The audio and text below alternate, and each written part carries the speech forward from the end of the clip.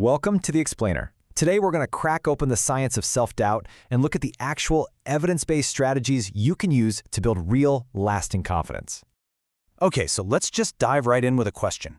Have you ever been in a situation, maybe a new job, a meeting, whatever, and you get that little voice in your head going, you don't belong here. Any minute now, they're all going to figure out you have no idea what you're doing. Well, if you've ever felt that way, you are definitely not alone. I mean, look at this. A study found that over 62% of medical students and professionals, people you'd think have it all figured out, feel this way on the regular. So yeah, it's a super common experience. And this feeling actually has a scientific name, the imposter phenomenon. Now, the keyword there is pattern. This isn't just about having a bad day or a moment of insecurity. It's this persistent, chronic feeling that no matter how much you achieve, you're secretly a fraud and you're just waiting to be exposed. But here's the most important thing, the big takeaway from decades of research. That feeling, that whole pattern of self-doubt, it is not a life sentence. It is not some fixed part of who you are. The science is clear. It's modifiable. You can absolutely change it. So, how do we actually do that? How do we make that change? Well, let's get practical. We're going to build your evidence-based toolkit, walking through the strategies that have been properly tested, measured, and proven to work. And first up, we've got the heavyweight champion in the world of changing thought patterns, cognitive behavioral therapy, or what everyone just calls CBT. For tackling these kinds of imposter feelings, researchers pretty much all agree this is the gold standard. So how does it even work? Well, CBT gives you this really powerful three-step process. First, you learn to identify those automatic negative thoughts right when they pop up. Then, you learn to challenge them. You basically become a detective for your own thoughts, asking, wait a minute, is that really true? Where's the evidence? And third, you actually test your fears by running little real-world experiments to see if the bad things you're worried about actually happen. And you want to see the proof? Look at this. This chart shows a massive jump in self-esteem after people went through CBT. And you see that little eta squared equals 0.64 thing? In science speak, that's not just a small bump. That's a huge effect.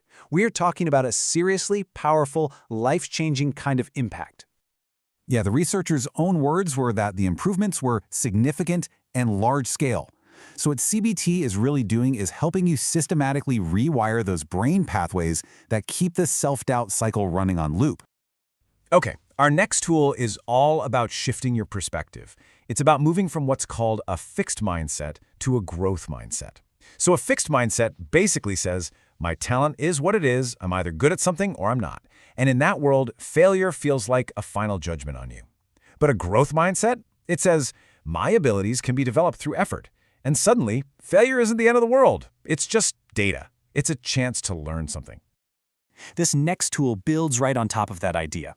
It's all about developing self-efficacy, which is just a fancy way of saying your belief that you can actually succeed at something. The famous psychologist Albert Bandura figured out there are 4 main ways to build it: getting small wins under your belt, watching other people like you succeed, getting encouragement from people you trust, and learning how to reframe that anxious, nervous energy into excitement. All right, think of our next tool, self-affirmation, as your own personal psychological shield. The science here is so cool. It shows that when you're feeling threatened or insecure, you can actually buffer your confidence just by taking a moment to think about your core values, the things that are truly important to you. It's like an anchor in a storm of self-doubt. And the best part is, it's so simple to do. You just pick a value that's really central to who you are. Maybe it's creativity, or your relationships with family, or even your sense of humor. Then, you just spend about 10 minutes writing about why that value matters to you. That's it. And studies show that this one little exercise can actually lower stress hormones and improve how you perform under pressure. Pretty amazing, right? So, let's do a quick recap of our toolkit. We've got CBT to fundamentally restructure our beliefs. We've got the growth mindset to build resilience. We've got self-affirmation to act as a buffer against threats. And we should add one more to the list that the research loves: mindfulness, which is fantastic for reducing that harsh inner critic by just noticing your thoughts without judging them. Okay, so we have this amazing toolkit. But here's the thing, right? A toolbox full of shiny tools doesn't do any good if it just sits there collecting dust. So, how do we take these ideas from just theory into a daily practice that actually works and sticks around?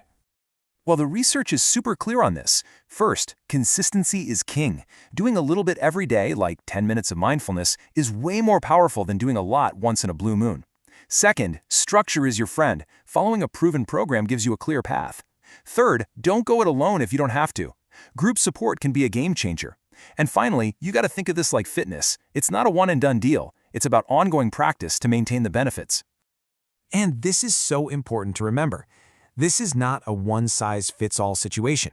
What works like a charm for one person might not be the right fit for another. The science really points toward finding a personalized approach. Your own personal context really matters.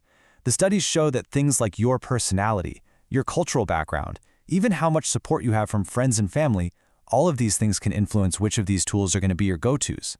The real goal is to play around and find the right mix that works for you. So when you boil it all down, after looking at all this evidence, what's the single most powerful takeaway? It's this. Confidence isn't some magical trait you're either born with or you're not. It's a skill. It's something you can learn, you can practice, and you can build, just like anything else. The science is overwhelming on this. Self-doubt is not set in stone. It is changeable. And now you have a whole toolkit backed by evidence to help you do it. So I guess the only question left is, what are you going to build?